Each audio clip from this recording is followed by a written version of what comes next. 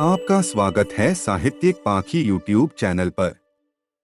लीजिए सुनिए आचार्य चतुरसेन शास्त्री द्वारा रचित कहानी कलकत्ते में एक रात। कलकत्ता जाने का मेरा पहला ही मौका था। मैं संध्या समय वहां पहुंचा और हरिसन रोड पर एक होटल में ठहर गया।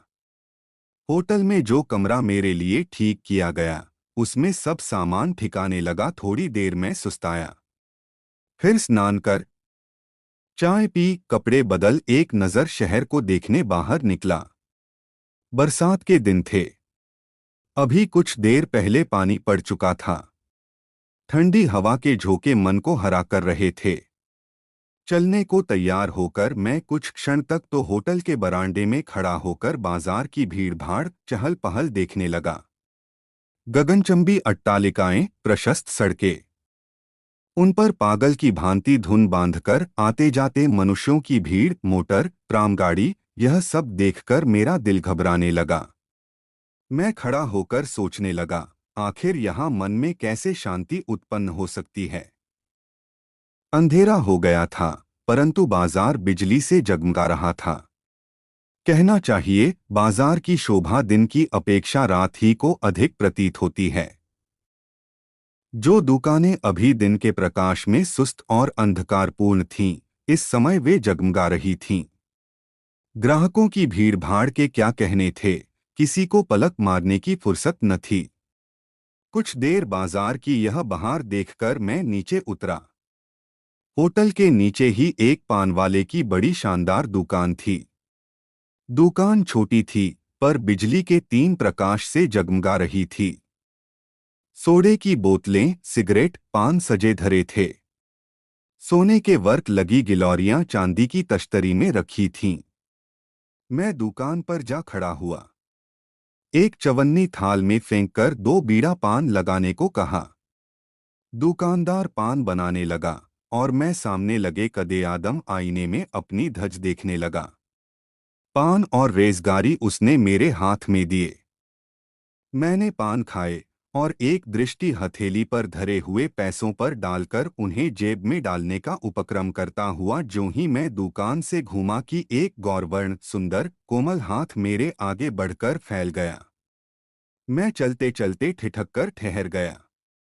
मैंने पहले उस हाथ को, फिर उस सुंदरी नवोढ़ा को ऊपर से नीचे तक देखा। वह सिर से पैर तक एक सफेद चादर लपेटे हुए थी। चादर कुछ मैली जरूर थी, परंतु भिखारियों जैसी नहीं। उसने अपना मुख भी चादर में छिपा रखा था। सिर्फ 2 बड़ी बड़ी आंखें चमक रही थीं। आंखें खूब चमकीली और काली थीं। उनके ऊपर खूब पतली, कोमल भौहें और उनके ऊपर चांदी के समान उज्ज्वल, साफ, चिकना ललाट। चिकने और चूंघर वाले बालों की एकाध लट उस पर खेल रही थी। यद्यपि एक प्रकार के भद्दे ढंग से अपने शरीर को उस साधारण चादर में लपेट रखा था, परंतु उसमें से उसकी सुडौल देहयष्टि और उत्फुल्ल यौवन फूटा पड़ता था। उसके मुख के शेष भाग को देखने का उपाय न था, परंतु उस पर दृष्टि डालते ही उसे देखने की प्यास आंखों में पैदा हो जाती थी। मैंने क्षण भर ही में उसे देख लिया। उसने मुझसे कुछ कहा नहीं। वह एक हाथ से अपनी चादर को शरीर से ठीक ठीक लपेटे दूसरा हाथ मेरे आगे पसार कर खड़ी रही। उसकी दृष्टि में भीख की याचना थी और एक गहरी करुणा भी। वह मानो कोई भेद छिपाए फिर रही थी। मैं एकाएक पागल सा हो गया, कुछ कह न सका। मैंने हाथ के कुल पैसे उसे दे दिए। पैसे पाकर उसने उन्हें बिना ही देखे मुट्ठी में भर लिया। फिर उसने एक विचित्र दृष्टि से मेरी ओर देखा।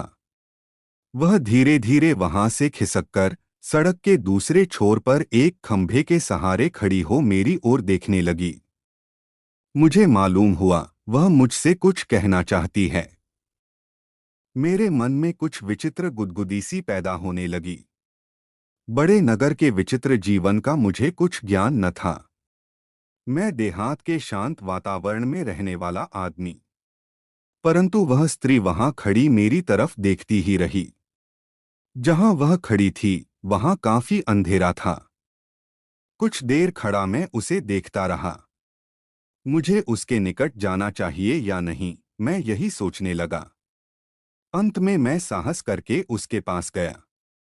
मुझे निकट आया देख उसने अपने मुख से चादर का प्रावरण हटा लिया और बड़ी बड़ी आंखों से मेरी तरफ अभिप्रायपूर्ण दृष्टि से देखने लगी, जैसे अजगर अपनी प्रथम दृष्टि से अपने शिकार को स्तंभित कर देता है। उसी प्रकार मैं स्तंभित सा हो गया। उस अंधकार में भी उसके मुखचंद्र की आभा फूटकर निकली पड़ती थी। उसने मृदुकोमल स्वर में कहा, पाप डरते तो नहीं? प्रश्न सुनकर मैं अकचका गया। मैंने कहा, नहीं। कहो, क्या बात है? मेरे साथ प्राइए, मैं इसी ट्राम पर सवार होती हूँ। आप भी इसी पर चढ़ जाइए। मुझसे दूर बैठिए, मैं जहां उतरूं आप भी उतर जाइए। वह बिना मेरे उत्तर की प्रतीक्षा किए ही सामने जाती हुई ट्राम पर चढ़ गई और मैं विकारग्रस्त रोगी की भांति बिना कुछ सोचे विचारे कूदकर ट्राम पर चढ़ गया। बाजारों, चौराहों और पार्कों को पार करती हुई ट्राम चली जा रही थी। वह रहस्यमयी स्त्री एक खिड़की के बाहर मुंह निकाले बैठी थी। उसके अंग का कोई भी हिस्सा नहीं दिखाई पड़ता था। मेरा दिल घबराने लगा। कई बार मैंने ट्राम से उतरने की इच्छा की, पर जैसे शरीर कीलों से जड़ दिया गया हो, मैं उठ ही नहीं सकता था। अब उजाड़ सा मोहल्ला आ रहा था। शायद कोई मैदान था। बाजार पीछे छूट गए थे। दूर दूर बिजली की बत्तियां टिमटिमा रही थीं। ट्राम कड़कती जा रही थी। रात अंधेरी थी और बिजली के खंभों के चारों ओर अंधकार कुछ अद्भुत सा लग रहा था। सड़कें सुनसान थीं। बहुत कम आदमी सड़कों पर आते जाते दिखाई पड़ते थे। अब मैं ऊब उठा। मेरे मन में कुछ संदेह उठ रहे थे। बड़े शहरों में बहुत सी ठगी होती है, यह सुना था। इससे मन बहुत चंचल हो रहा था।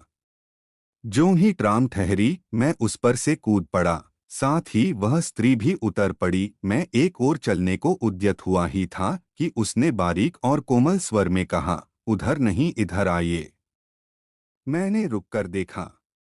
उसने पास आकर वही जादूभरी आंखें मेरी आंखों में डालकर कहा, तुमने कहा था, मैं डरता नहीं, मैं डरता तो नहीं। तब आगा पीछा क्या सोच रहे हो? भागने की जुगत में हो? मैं जानना चाहता हूँ, तुम क्या चाहती हो? क्या यहाँ खड़े खड़े आप मेरा मतलब जानना चाहते हैं? अनजाने में कहीं जाना नहीं चाहता। तब यहाँ तक क्यों आए? तुम कौन हो? एक दुखिया स्त्री, कहाँ रहती हो? निकट ही वह क्या मकान दिखाई दे रहा है? उसने सामने एक साधारण घर की ओर संकेत किया। वहां और कौन है? मेरा पति है। वह कोई काम क्यों नहीं करता? तुम्हें भीख मांगकर उसे खिलाना पड़ता है। पाप तो सब बातें यहीं खत्म कर देना चाहते हैं। मैं घर नहीं जाना चाहता। तुम्हें यदि कुछ सहायता चाहिए तो मैं तुम्हें दे सकता हूँ। पाप चले जाइए, मुझे आपकी सहायता नहीं चाहिए, उसने हंसकर कहा और फिर ऐंठ कर चल दी। वह अद्भुत अज्ञात सुंदरी बाला मुझ अपरिचित से सुनसान रात्रि में ऐसी नोकझोंक से बातें करके चल दी। मुझे ऐसा प्रतीत हुआ कि वह किसी रस्सी से बांधकर मुझे खींचे लिए जा रही है। मैंने कहा, ठहरो, नाराज क्यों होती हो? वह खड़ी हो गई। मैंने पास जाकर कहा, आखिर तुम्हारा मतलब क्या है? साफ साफ क्यों नहीं कहती हो? उसने क्षण भर उन चमकीली आंखों से मेरी तरफ देखा, मुख पर से चादर का आवरण हटाया। उस अंधकार में भी मैं उस मोहक लावण्य को देखकर विचलित हो गया। उसने कहा, एक औरत से डरते हो? डरता नहीं हूं, तब चले आयो। वह बिना मेरा मत जाने ही चल दी। मैं मंत्रमुग्ध की भांति उसके पीछे चल दिया। सड़क से गलियों में और गली से एक बहुत ही सकरी गली में वह घुसती ही चली गई। अंत में एक मकान के द्वार पर जाकर उसने कुछ संकेत किया। एक बूढ़े आदमी ने आकर द्वार खोल दिया। वह मेरी तरफ भीतर आने का संकेत कर आगे बढ़ गई। मैं भी धड़कते हृदय से भीतर घुसकर उसके पीछे पीछे चल दिया। मेरे भीतर आने पर बूढ़ा द्वार अच्छी तरह बंद करके हमारे पीछे पीछे आने लगा। दूसरी मंजिल पर पहुंचकर उसने बूढ़े से कहा, बाबू को तुम ऊपर ले जाकर बैठाओ, मैं अभी आती हूं। यह कहकर वह तेजी से आगे बढ़ गई। मैं वहीं खड़ा उस बूढ़े का मुंह देखने लगा। उस स्थान पर बहुत अंधकार न था, फिर भी बूढ़े का चेहरा साफ साफ नहीं दिखलाई पड़ता था। उसने अदब से झुककर कहा, चलिए। वह आगे आगे चल दिया। मैं उसके पीछे चढ़ता ही गया। चौथी मंजिल पर एक खुली छत थी। उस पर एक अच्छा खासा कमरा था। कमरा बंद था। बूढ़े ने अपनी जेब से चाबी निकालकर उसे खोला, स्विच दबाकर ज्वलंत रोशनी करके मुझे भीतर आने का इशारा किया। भीतर कदम रखते ही मैं दंग रह गया। वह कमरा ऐसे अमीरी ठाठ से सजा हुआ था कि क्या कहूं। दीवारों पर खूब बढ़िया तस्वीरें लगी थीं। एक और पीतल के काम का कीमती छपरखट पड़ा था। फर्श पर आधे में ईरानी कालीन बिछा था और शेष आधे में बालिश्त भर मोटा गद्दा, जिस पर स्वच्छ चांदनी बिछी थी। 10-12 छोटे बड़े तकिए उसमें सजे थे। फर्नीचर बहुत नफासत से सजाया गया था। कई वाद्ययंत्र और ग्रामोफोन कैबिनेट भी वहां रखे थे। यह सब कुछ देखकर मेरी आंखें चौंधिया गईं। एक भिक्षुक स्त्री का यह ठाठ, उसका मुझे फंसाकर लाने में क्या अभिप्राय हो सकता है। वह भिक्षुकी तो है नहीं, निस्संदेह कोई मायाविनी है। उसके सौंदर्य को तो मैं प्रथम ही भांप चुका हूं। अब उसके धन वैभव का भी यह रंगढंग दिखलाई पड़ रहा है। मैं महामूर्ख की भांति हक्का बक्का होकर कमरे की प्रत्येक चीज को देख रहा था। बीच बीच में घबरा भी उठता था कि कहीं कोई आफत न सिर पर आ टूटे। वही बूढ़ा एक बड़ी ट्रे में बहुत सा नाश्ते का सामान ले आया। उसमें अनेक बंगाली अंग्रेजी मिठाइयाँ, नमकीन, चाय, फल, मेवा और न जाने क्या क्या चीजें थीं। सब कुछ बहुत बढ़िया था। राजाओं को भी ऐसा नाश्ता शायद ही नसीब होता हो। बूढ़े ने नाश्ता सामने रखकर कहा, मालकिन अभी तशरीफ ला रही हैं। तब तक आप थोड़ा जल खा लीजिए। मेरा मन क्या जल खाने में था। मैंने अकचकाकर कहा, तुम्हारी मालकिन कौन है, कहाँ हैं? जो मुझे लाई थी क्या वही हैं? बूढ़े ने विनीत स्वर में कहा, सरकार, यह सब कुछ आप उन्हीं से पूछ लीजिए। वह चला गया। मैं उठकर टहलने लगा। जलपान मैंने नहीं किया। अगर इसमें जहर मिला हो तब? कोई धोखे की बात हो तो?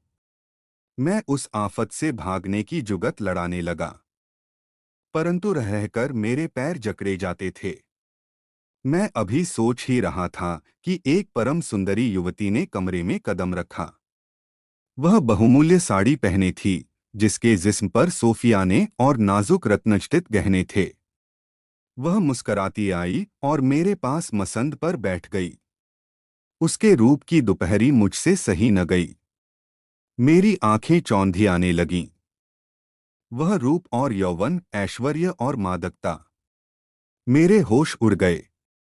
उसने वीणाविनंदित स्वर में कहा, आपको बहुत देर इंतजार करना पड़ा, आप शायद नाराज हो गए। क्यों? वह हंस दी। मैं हंस न सका। मेरे मन में उसे देख वासना तो उद्दीप्त हो गई थी, पर मैं बुरी तरह घबरा रहा था। इस मायाजाल के भीतर क्या है, मैं जानने को छटपटा रहा था। वह और मेरे निकट खिसक आई। उसने उसी भांति हंसकर कहा, आपने नाश्ता भी नहीं किया और अब बोलते भी नहीं। इसका सबब? उसने एक तीखे कटाक्ष का वार किया। मैंने देखा और समझा भी है, परंतु इसका क्या कारण हो सकता है कि यह अद्भुत स्त्री इस प्रकार भिखारिणी बनकर लोगों को फांस कर ले आती है?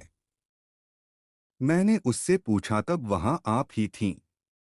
कहाँ? बाजार में, और मेरे साथ भी। वाह, वहां मैं क्यों होने लगी? वह हंस दी। उसकी प्रगल्भता बढ़ रही थी और वह अधिकाधिक मेरे निकट आ रही थी। उसने निकट पाकर स्निग्ध स्वर में कहा, आप शायद मेरी दासी की बात कह रहे हैं। यदि वह आपकी दासी थी तो क्या आप कृपा कर मुझ पर यह भेद खोल सकेंगी कि किस कारण आप इस प्रकार जाल में फांस फांस कर लोगों को घर में बुलाती हैं? मेरी बात सुनकर वह एकदम उदास हो गई। उसने आंखों में आंसू भरकर कहा, आपको यदि कुछ ज्यादा कष्ट हुआ हो तो आप जा सकते हैं। मैंने तो आपको एक धर्मात्मा आदमी समझकर इस आशा से कष्ट दिया था कि एक दुखिया अबला का कष्ट आप दूर करेंगे, परंतु मर्द जैसे सब हैं वैसे ही आप भी हैं। वह सिसकियां लेने लगी। मैं बहुत लज्जित हुआ। वास्तव में मैंने बहुत रूखी बात कह दी थी। मैंने कहा, आपको इतना क्या दुहक है? मुझसे कहिए तो मैं अपनी शक्ति भर उसे दूर करने का उपाय करूं। इस पर मुझे विश्वास कैसे हो? उसने आंसुओं से भीगी हुई पलकों को मेरी ओर उठाकर कहा। उस दृष्टि से मैं विचलित हो गया। मैंने कहा, यद्यपि मेरी आदत नहीं, फिर भी मैं कसम खाने को तैयार हूं। उसके होठों पर मधुर मुस्कुराहट फैल गई। उसने कहा, अब मुझे विश्वास हो गया। इतने ही में वही बूढ़ा एक ट्रे में शराब की एक बोतल, गिलास और कुछ नमकीन ले आया। शराब से यद्यपि मुझे परहेज न था, परंतु उस समय मैंने शराब पीने से साफ इनकार कर दिया। इस पर उसने बड़े तपाक से कहा, बस तो इसी पर आप कसम खा रहे थे? आपने अगर पहले कभी नहीं पी है तो मैं जिद नहीं करती, परंतु यदि पीते हैं तो शौक कीजिए। गरीबों की आखिर कुछ चीज तो मंजूर फरमाइए। उसने इस अंदाज से यह बात कही और बोतल से शराब उंडेलकर मेरे मुंह में लगा दी कि मैं कुछ भी न कह सका। गले में शराब से सिंचन पाकर मैंने मन में उत्तेजना का अनुभव किया। मैं अपनी परिस्थिति को भूल गया। धीरे जब मेरी आंख खुली तो मैंने अपने को अपने होटल के कमरे में पलंग पर पड़ा पाया। धीरे धीरे मैंने आंखें खोली। प्रातःकाल की धूप खिड़की से छनकर कमरे में आ रही थी। मेरा सिर चकरा रहा था और शरीर में बड़ा दर्द था। कई मिनट तक मैं बिना हिले डुले पड़ा रहा, जैसे शरीर का सत निकल गया हो। धीरे धीरे मुझे रात की सब घटना स्मरण हो पाई। मैं हड़बड़ाकर उठ खड़ा हुआ। पहले मुझे यह नहीं मालूम हुआ कि मैं होटल में हूँ। पीछे मैंने अपने कमरे को पहचाना। सब बातें स्वप्न के समान आंखों में घूमने लगीं। सिर अब भी दर्द से फटा पड़ता था। मैं उठकर बैठ गया और दोनों हाथों से सिर को दबाकर बैठा रहा। मैं यहाँ कैसे आ गया? रात क्या मैं वहां नहीं गया था? नहीं नहीं, सचमुच गया था। मैंने देखा, मेरे शरीर पर वही कपड़े थे जो मैंने शाम को घूमने जाने के समय पहने थे। एकाएक मैंने देखा, मेरे हाथ की हीरे की अंगूठी गायब है। घड़ी की चेन भी नदारद है। जेब का मनी बैग भी नहीं है। यह देखकर तो मैं बिल्कुल बौखला गया। मैंने घंटी बजाई। नौकर ने आकर बताया कि आप बहुत रात गए पाए थे।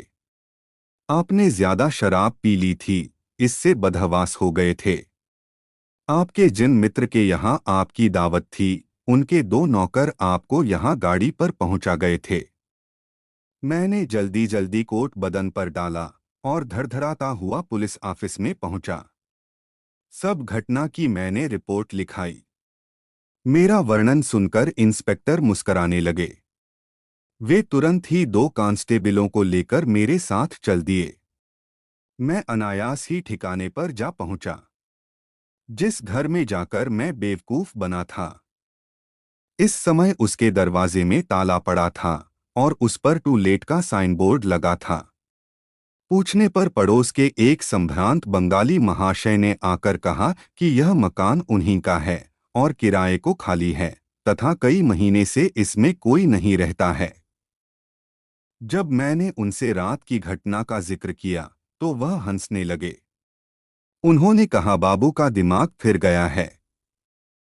आप किसी दूसरे मकान में आए होंगे। वे हाथ का नारियल पीते हुए भीतर चले गए। हम लोग कोई सुराग न पाकर चले आए। लगभग 2,500 के नोट और जवाहरात के अलावा मेरे बहुत कीमती कागजात भी गायब हो गए थे। वे सब उसी दिन मुझे अदालत में पेश करने थे। उसी काम से मैं कलकत्ता गया था। मुझे कोर्ट में यह देखकर आश्चर्य हुआ कि उनमें से कुछ जरूरी कागजात प्रतिपक्षी वकील की फाइल में हैं और उनसे मेरे विरुद्ध सबूत जुटाया जा रहा है। कहना न होगा, वह 40,000 का मुकदमा मैं उन कागजों को गंवाकर उसी तारीख को हार बैठा। उसी दिन मैंने कलकत्ता त्यागा।